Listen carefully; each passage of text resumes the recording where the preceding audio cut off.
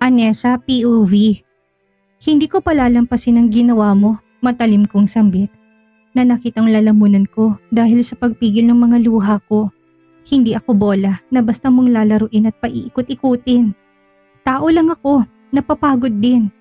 Nasa veranda kami ng beach house, nakatayo si Jairon 2 metrong layo sa akin. Nakakuyom ang kamay, naninigas ang panga. His dark eyes, usually filled with unwavering confidence, now swirled with desperation. Anessa, I've never cheated on you. Not once. You've got to believe me, lumapit si Jairon. Nahihimigan kong hilaw niyang boses. I scoff, crossing my arms over my chest. Believe you? Gaya ng dati? Pinaniwala mo ko na mahal mo ko pero may fiancé ka pala tapos sinabi mo pa na naghiwalay kayo. Pero hindi pala. Ang dali mo kong pinaikot, Jairon. Pero hindi na ako ignoranting babae gaya ng dati. Pinilig ni Jairon ang ulo. Sinusumpa ko. Wala ko ni katiting na nararamdaman sa kanya. Binilog ako ng babaeng yun. Maniwala ka. Nasa'yo palagi ang puso ko. I laughed bitterly. Heto na naman siya sa kaik-ikan niya. Puso mo? Ang puso mong pinagpalit ako sa iba. Ang puso mong manhid na pinabayaan ako na palakihin ng anak natin. Sa malayong lugar? Ang puso mong matagal na akong may kahati. Oo, guilty ako noon dahil hindi ko sinabing tungkol kay Melena. Totoo kitang minahal, Anessa. Kahit na 2 linggo lang kitang nakasama at lalo kitang minahal noong inakala ko magkapatid tayo. Hindi ko alam kung paano ko itutuwid ang baluktot mong hinala. Nandito ako ngayon, nandito para ituwid ng lahat kahit na anong mangyari. Pakiusap, bigyan mo ko ng pagkakataon para patunayan kung totoo ako sa'yo. Hindi lang ikaw ang nasasaktan. Pati na rin ako. Lalong-lalo nang iniwan mo kung hindi nagpapaalam. 7 taon kong itiniis ang pangungulila at ang mga tanong na lumulutang sa ere. Araw-araw noong wala ka ay parang hinahati sa 2 ang puso ko. Pinakatitigan ko siya, hinagilap kong kislap ng katotohanan sa binanggit ni Jairon. Subalit ang tanging nakikita ko ay ang taong tumulak sa akin sa kumunoy ng 2 beses. Akala mo ba sapat ng sakit na nararamdaman mo na makakaya nitong burahin ang lahat ng ginawa mo nang hihina ang tuhod kong umiling? I can't trust you, Jairon. Not like before. Tila naupos na kandila niya binagsak ang mga balikat pero hindi siya umatras. Then don't trust me, not yet. But trust that I'll never stop trying to earn you back, Anessa. I'll do anything to show you that you and our son are my everything. My lips curled into a half smile. Half grimace. Kaya mo ko dinala dito, umaasa kang makakalimutan kong pilat na iniwan mo sa puso ko? Ginala ko saglit ang paningin sa madilim na paligid. Maganda nga dito pero hindi to sapat para mabura mong nakaraan. I don't want you to forget. I just want a chance to heal those wounds. Please, just let me in. Let me prove to you that I love you. Only you. There's no one else. Pinakawalan ko ang nanginginig na hininga. Bahala ka, gawin mong gusto mo. Anas ko. Pero hindi na mawawalang sakit at hindi ko alam kung mamahalin kita gaya ng dati. Namayan yung katahimikan sa pagitan namin. Tinaas ni Jairon ang kamay na tila hawakan ng pisngi ko. Pero umatras siya at binagsak sa gilid ang mga kamay. Gagawin ko ito para sa anak natin, I said, my eyes meeting his. But don't think for a second that you can play with my heart again. I'm not a fool, Jairon, and I won't be your pawn. Malalim siyang napalunok. I'll wait as long as it takes. I'll prove myself to you, even if it's the last thing I do. Sa huling pagkakataon, binato ko siya ng masamang tingin bago tinalikuran. Sa ngayon, hinayaan ko siya na panghimasukan ulit ako. Pero ang puso ko, ewan, naasar din ako sa nararamdaman ko. Galit nga ako pero hinahanap pa rin siya. Humiga ako sa tabi ni Raven. Sinalampak ang unan sa ulo ko at sinubukang matulog. Bumalikwas ako, inikot-ikot kong katawan. Sa ingay ko parang nagising ng bahagya sa Raven. Humungol siya at bumalik ng tulog. Binabagabag ako. Gusto ko magsigawan at walain ang nararamdaman ko, ikaila ko man o hindi. Tumambling ang puso ko sa pagtatapat ni Jairon. Sinapul ako sa sinabi niya. Malumanin na lumalagaslas ang alon sa dalampasigan habang nag-aagaw ang kulay kahel, pula at lila sa kalangitan. Unti-unting lumulubog ang araw at lumalamig ang simoy ng hangin. Nadama kong pagod mula sa buong araw ng pag-iikot at paglalaro kasama si Riven at Jairon. Nilanghap ko ang maalat-alat na hangin na nanatiling pumapagting sa tenga ko ang tawanan namin kanina. I sat cross-legged on the sand. Riven curled up beside me, his small hands playing idly with the shell.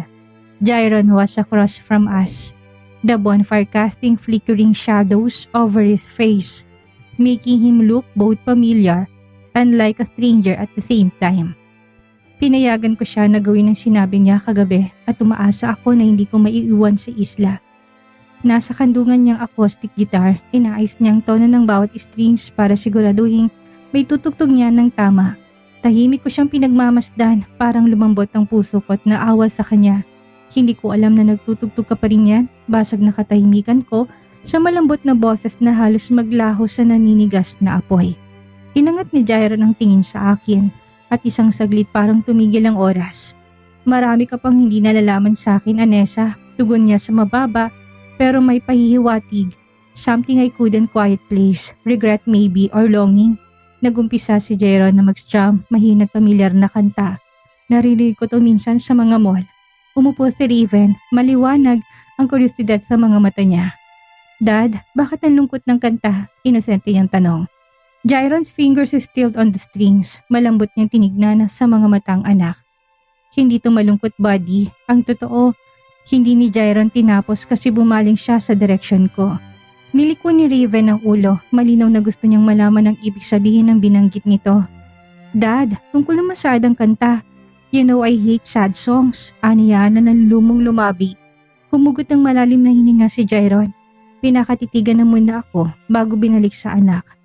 Tungkol ito sa pagtukla sa isang tao na hindi na mamalayang kailangan mo siya at hinayaan na mawala siya. Naalala kong kanta, ito ay Your Love Is Gone ni Brandon Ski. Nasasaktan ako tuwing naririnig ko. Katulad ngayon, nasa harap kong taong sumakit sa akin at sinubukan kong iwan. Pakiramdam ko humigpit ang lalamunan ko, dinagana ng mabigat na bagay ang puso. Jairon, anas ko ngunit hindi ko magawang tapusin. No, Anessa, let me say this. Nanatiling kalmadong boses ni Jairon pero umaalab ang mga titig niya kaya nahirapan kong iwasan siya. I've spent years asking myself why you left. Why didn't you trust me enough to tell me about Riven? About everything. And I know I wasn't perfect. I made mistakes. But damn it, I never stopped looking for you. I never stopped wanting you. Tila sinipa ako sa tiyan. Binuksan kong bibig pero walang salitang gustong makuwala. How could I explain the fear, the shame, the twisted logic that had driven me away? Buong akala ko pinoprotektahan ko siya. Nadala ko sa galit kaya pinasya ko na palaking siya na mag-isa. Hindi ko rin matiis na makita kung may iba. Pinili kong lumayo kaysa guluhin ko kayo. Umigting ang bagang niya. You think I wanted that? Pinilit ako ng babaeng yun. Nadala ko sa galit ko sa'yo kaya hinayaan ko siyang sundin ang kagustuhan niya. Pero nawalang lahat ng yun, Anessa, dahil na siya daling makita kita ulit. Alam ko, ikaw pa rin eh. Ikaw lang ang nasa puso ko. Naramdaman ni Riven ang tensyon sa pagitan namin pero hindi niya naintindihan. Gayon pa man kinuha nitong kamay ng ama't banayad na pinisil. Dad, do you still love mommy? Bumilis ang tibok ng puso ko. Naging malambing ang titig ni Jairon na nilipat-lipat niyang tingin sa pagitan namin ng anak niya. Yes, son. I've always loved her. Anas niya na halos hindi ko marinig dahil sa ingay na alon. Huling-huli ng pandinig ko, walang taakas din na panlalambot ng kalamnan ko. Tila may mainit na bagay na dumampi sa puso ko at unti-unting tinutunaw ng yelo. Tinakpan ng pigil na luha akong paligid ng aking mga mata at mabilis na iniwas ang tingin sa kanya. Minabuti kong pinagmasdan ng apoy. Jairon, hindi ko alam kung ibabalik natin ang dati. Maraming masamang nangyari. Nilapag ni Jairon ang gitara sa gilid at sumandal siya palapit sa akin. Kinuha niyang baba ko para matignan ko siya sa mata. Maybe we can't go back, but we can move forward together. Hindi ko alam. Pinunasan ko mga luha, sumisingap akong lumayo si Jairon. Nilapitan ako ni Riven at binigyan ng mainit na yakap.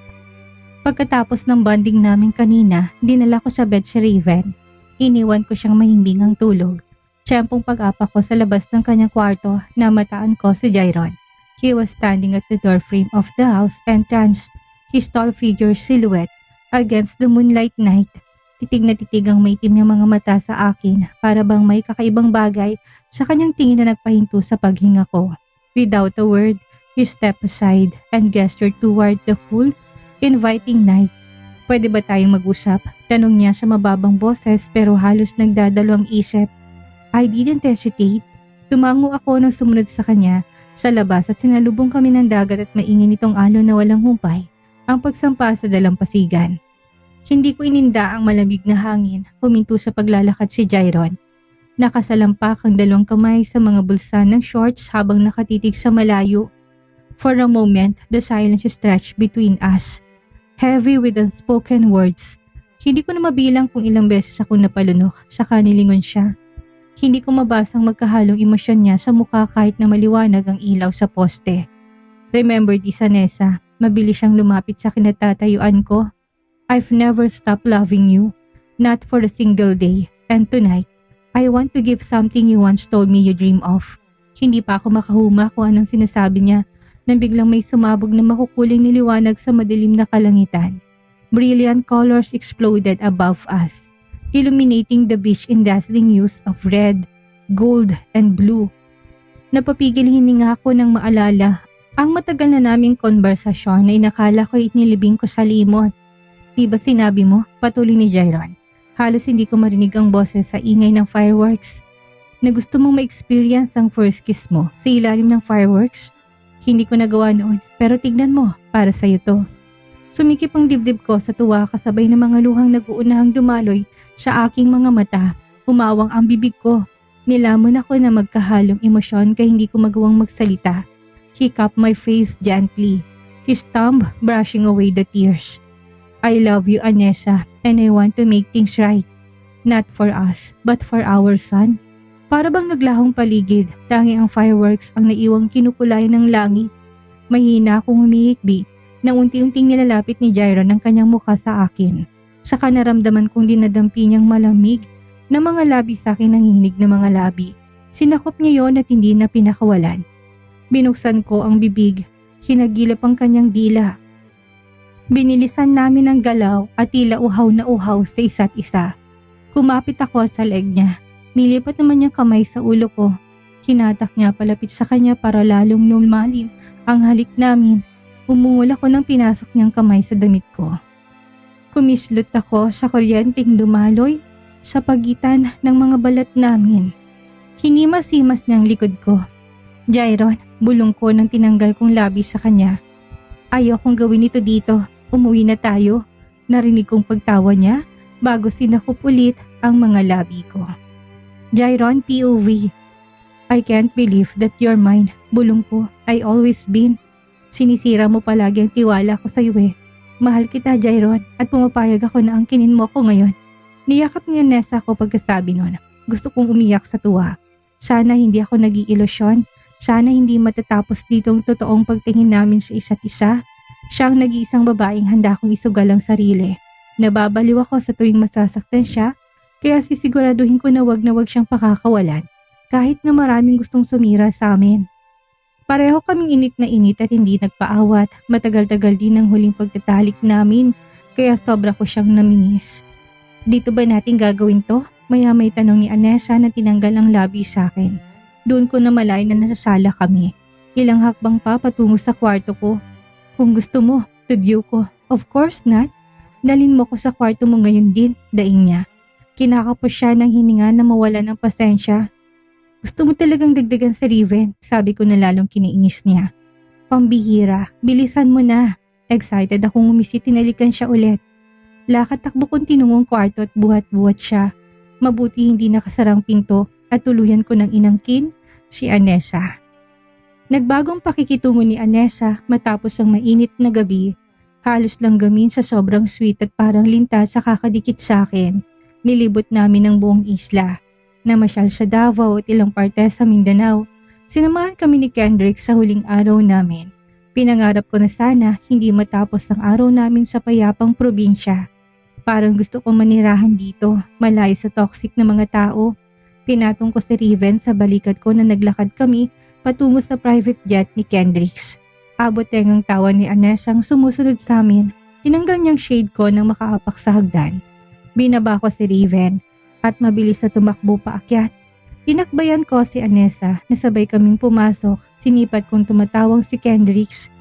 Pikit ang may inggit. Magkatabi kaming umupo ng asawa ko. Pinulupot niya ang kamay habang nakasandal sa balikat ko. Tinignan ko siya. Nalalambot ang puso kong hinawing hibla ng buhok na tumatakip sa mukha niya. Habang himbing na natutulog. Tumikim si Kendricks kaya napabaling ako sa kanya. Tinutudyo ako ng gago. Ang sarap sapakin. Bumuga ako sa hangin na nilipat ang tingin. Dinig ko pang paghagikik ni Raven. Naglalaro ito sa PSP na nasa likuran namin. Bumalik kami ng Manila ng ligtas. Bumalik din kami sa kinaugaliang gawain araw-araw. Pareho kaming naging abala ni Anessa dahil sa unang linggong absent namin ay nagpatong-patong ang mga papelas at mga ekstrang gagawin. Isang linggong lumipas at madalang kaming nag-uusap. Papalabas ako ng opisina nang sinalubong ako ni Beau. Naliliit ang mata ko nang sa wakas ay dinalaw niya ako. Alam kong hindi niya tanggap na ako pa rin ang CEO. Malamang mag-uwelga. Can we talk? Pasimula niya. Come in, tipid kong sagot at giniya siya papasok. Pumesto kaming dalawa sa dambuhalang bintanang salamin. Namulsa akong hinimas-himas ang panga. Inayos niya ang necktie. Sabay buntong hininga. Napagdesisyonan ko na mag-resign. Nalaglag ang panga ko. Ikaw magre-resign? Seryoso? Ayaw mo na bang magpatalo nun? I still be your shareholder. May ipapatayo akong bagong negosyo at hindi na related sa negosyong ito. Why the change? Naiskandulahan ka ba sa amin ni Anessa? Wala akong pakialam sa personal life ninyo. Saka pagod na rin ako na maging sunod-sunuran ni Mateo Parker. Amin niya sabay buntong hininga at tingin sa akin.